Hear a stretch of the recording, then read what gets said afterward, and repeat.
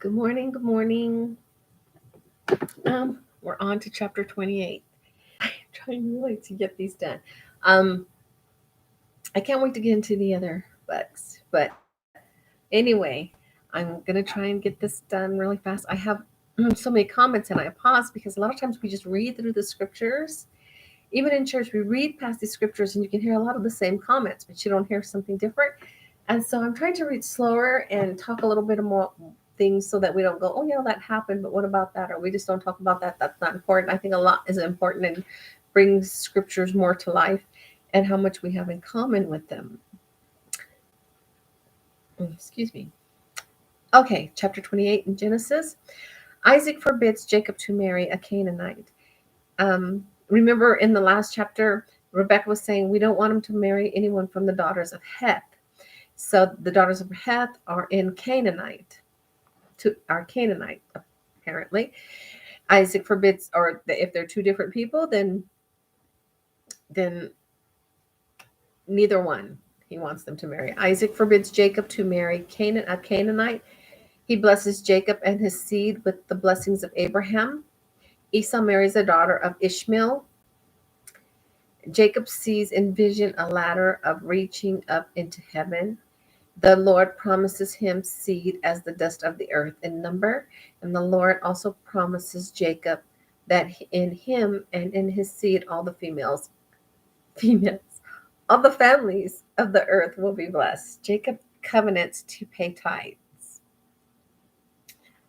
So here we go. Verse 1. And Isaac called Jacob and blessed him and charged him and said unto him, Thou shalt not take a wife of the daughters of Canaan. So, was that a separate blessing than the last one, or was that included in the last one? But it couldn't have been because then it wouldn't have fit Esau anyway, right? Because Esau is clearly, it looks like in the last chapter, he's already talking and flirting with these girls, and they're just a headache, to his mom, Rebecca. So, think about that. What girls did you, if you're a guy, what girls did you date that would be a headache? And girls, don't be a headache. If the mother doesn't like you, don't push your way through. Don't bother. That's not your tribe. That's not where you belong. So, don't look ridiculous. And then, I mean, if you were to match yourself up with this, if you're a male or a female, just kind of compare. Um, And Isaac called Jacob and blessed him and charged him and said unto him, No, thou shalt not take a wife of the daughters of Canaan. And in verse 2, Arise, go to Padan Aram, to the house of Bethuel, thy mother's father, and take thee a wife from thence of the daughters of Laban, thy mother's brother. In verse 3,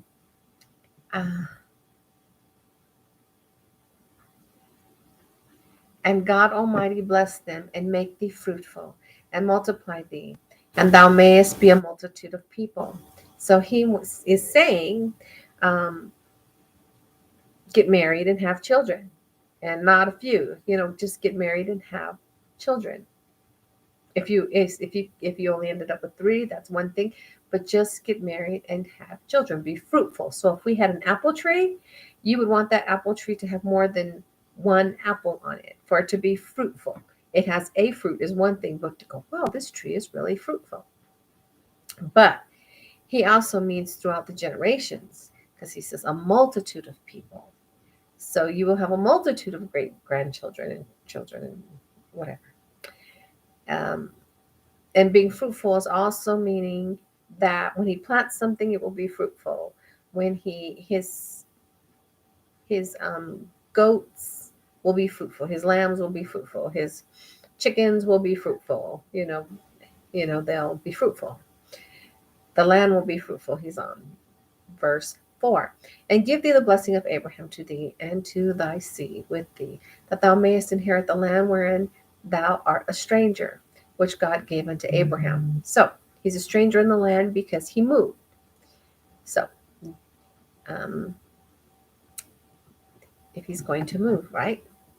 And 5, And Isaac sent away Jacob, and he went to Paddan Aram unto Laban, son of Bethuel, the Syrian, the brother of Rebekah. And Rebekah, Jacob's and Esau's mother, is Rebekah. So that's where Jacob went, to Rebekah's family.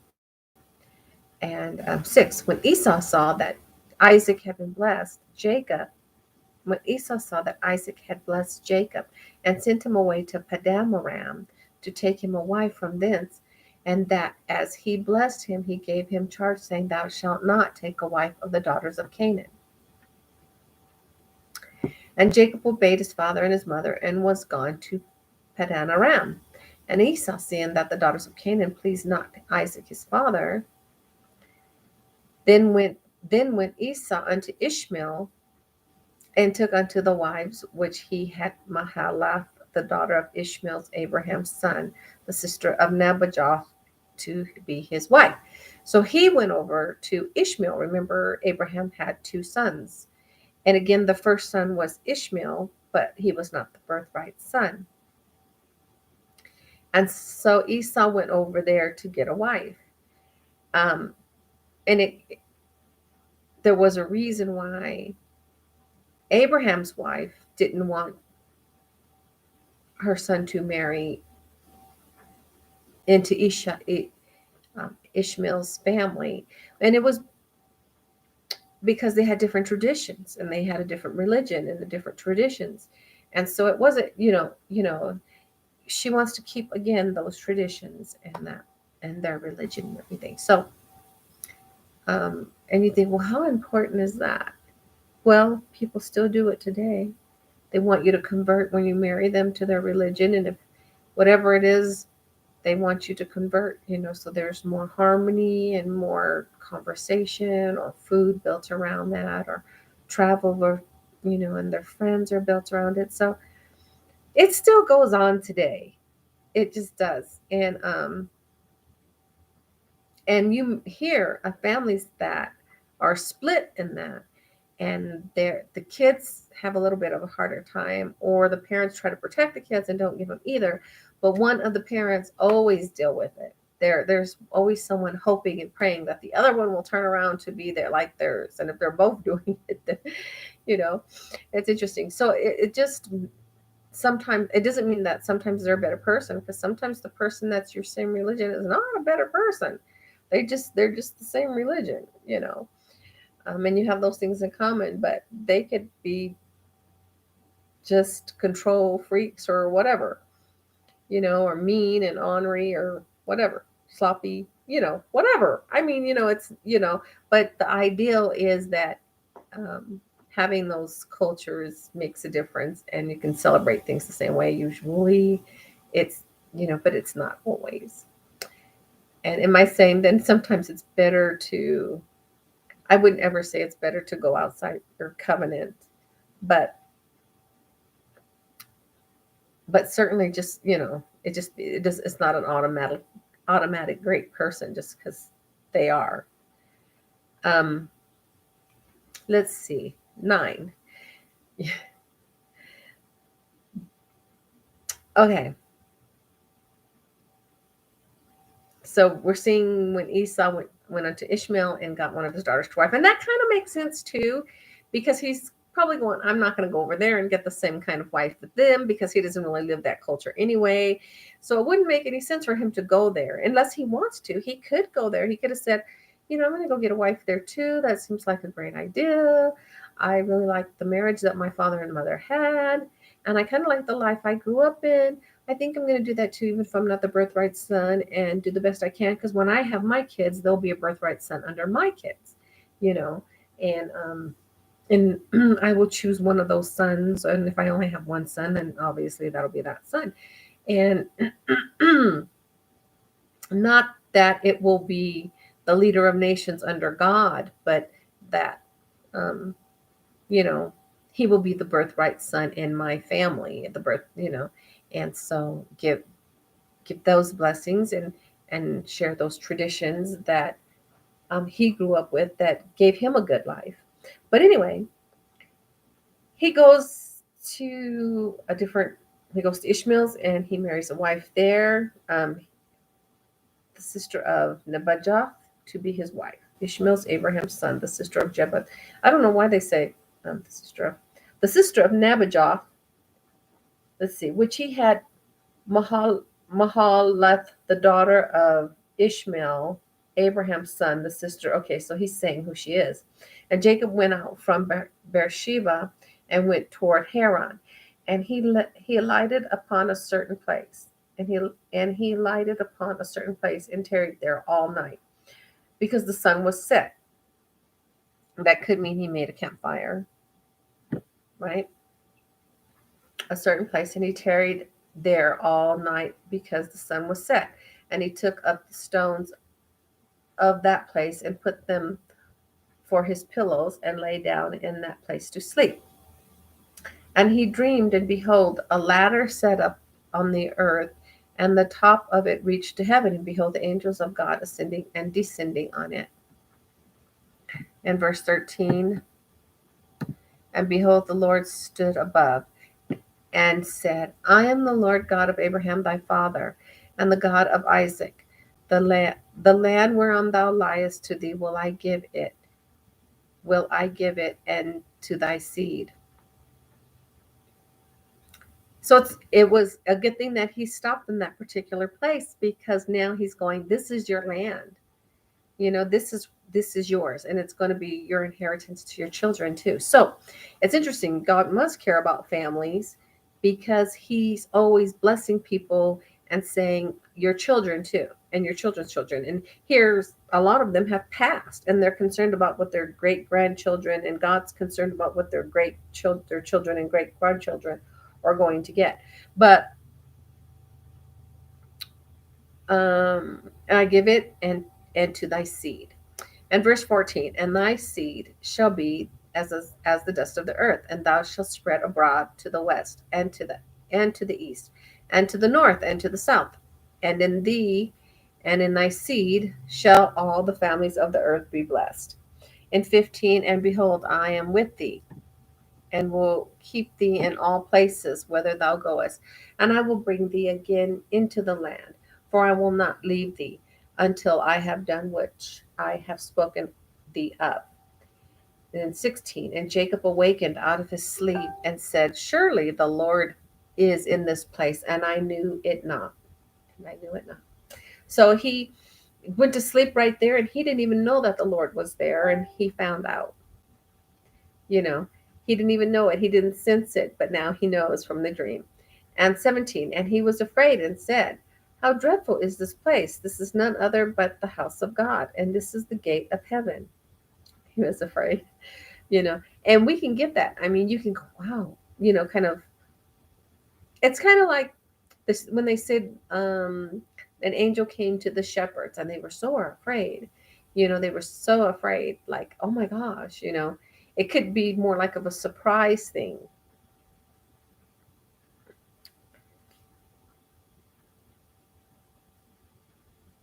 Or, an angel appeared to you. Would you be like afraid of an angel? Would you be going, oh, where did he come from? What is that?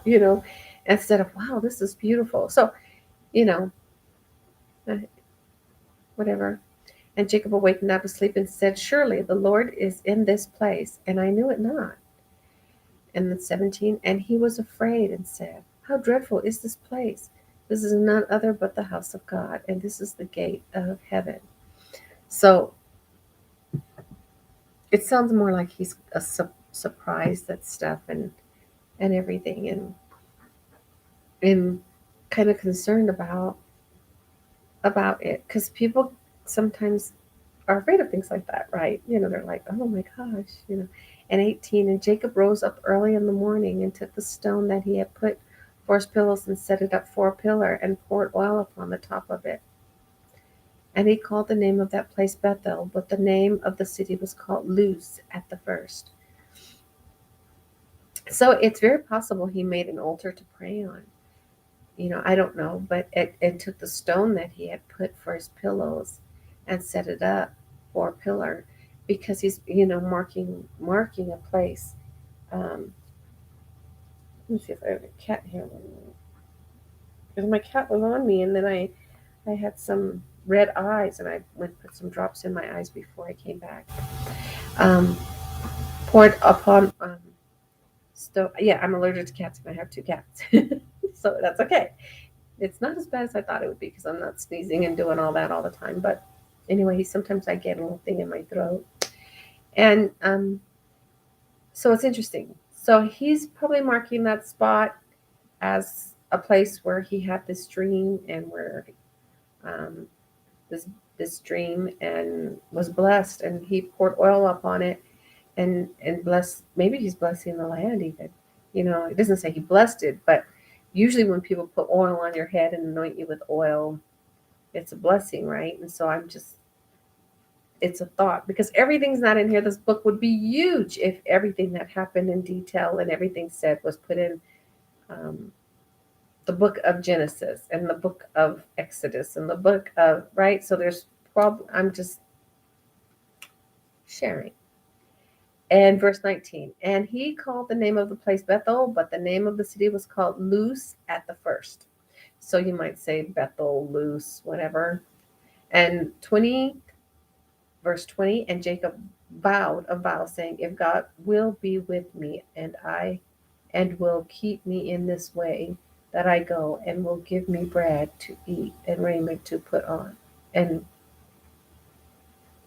if God will be with me, and will keep me in this way that I go, and will give me bread to eat and raiment to put on. Sounds like a question. So he's making a vow in 21. I wonder why they split those two up into 2 different verses. So that I come again to my father's house in peace, then shall the Lord be my God. Because the scriptures didn't have numbers, right? So someone put the numbers in. So I'm wondering why they split that one. So that I come again to my father's house in peace, then shall the Lord be my God. Because it's a question. It wasn't even fish. It's a comma. Then it goes to 21. And the stone, and this stone which I have set for a pillar shall be God's house, and all of that thou shalt give me. I will surely give the 10th unto thee. So they'll be offended because God did not write this. It was a person that someone's writing this, right? Someone's writing this. Someone saw this and wrote it, right?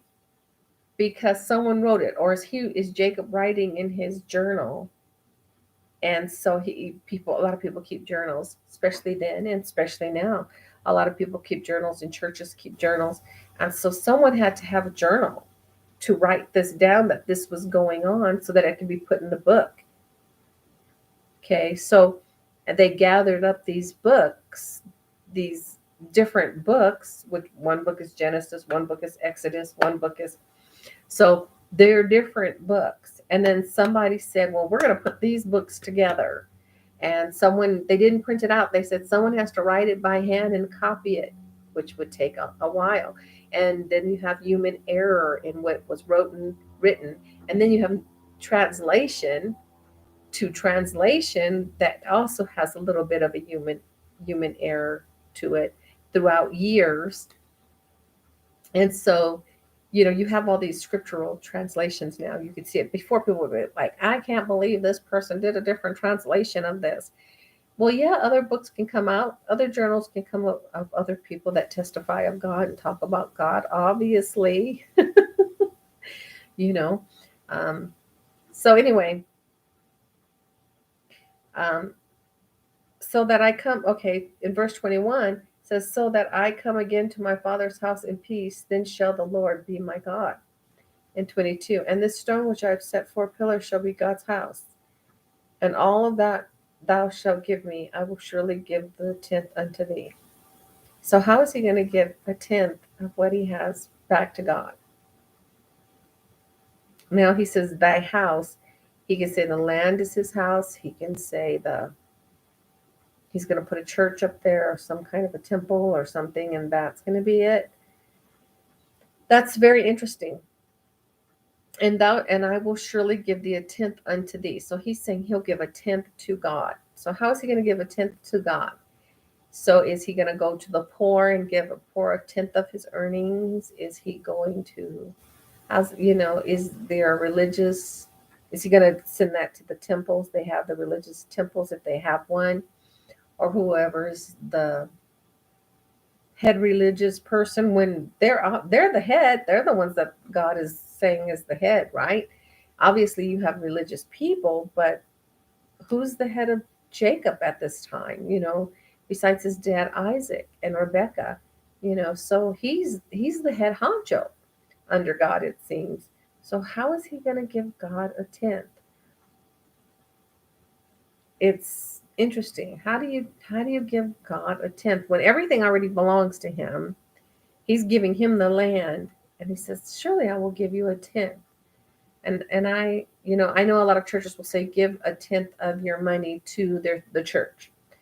Give it so that they can build more churches, or so they can send missionaries out, or so that they can help the poor, or so they can, give that tenth to people in the community that need help.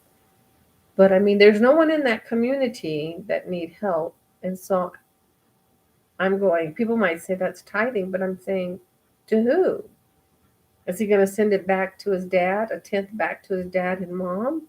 And so is that giving it to God? Because that's keeping a commandment to look out for your parents, right?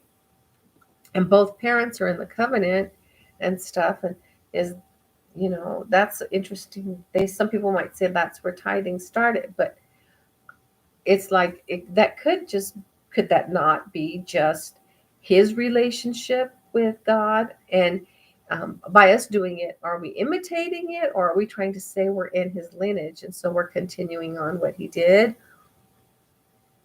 And how are we giving it to God?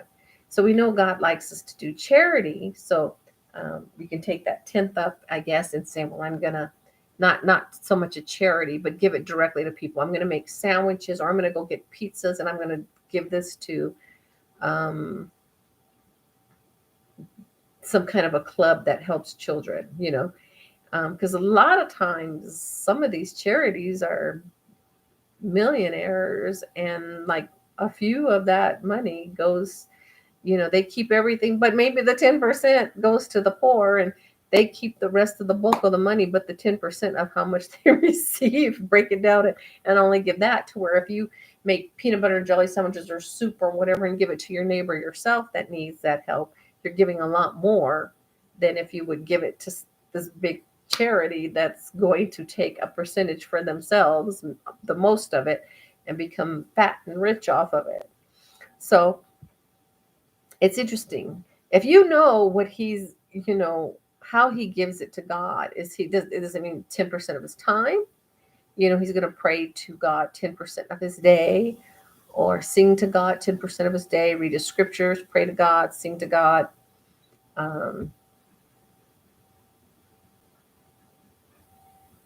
Into God's creations that are living, take care of. I mean, if you have an answer to that, or a thought, please share, because that's a really interesting thought there. Thanks for being here and listening to 28. And I'm hoping that I'm gonna try to start doing them faster, even though that's not too bad. That's 23 minutes. I really want to try to cut it down, but I have so many comments, and so I want to say have a good day, and thanks for joining me in the morning. I don't know if it's morning where you're at, but it's morning with me. And have a good day. See ya.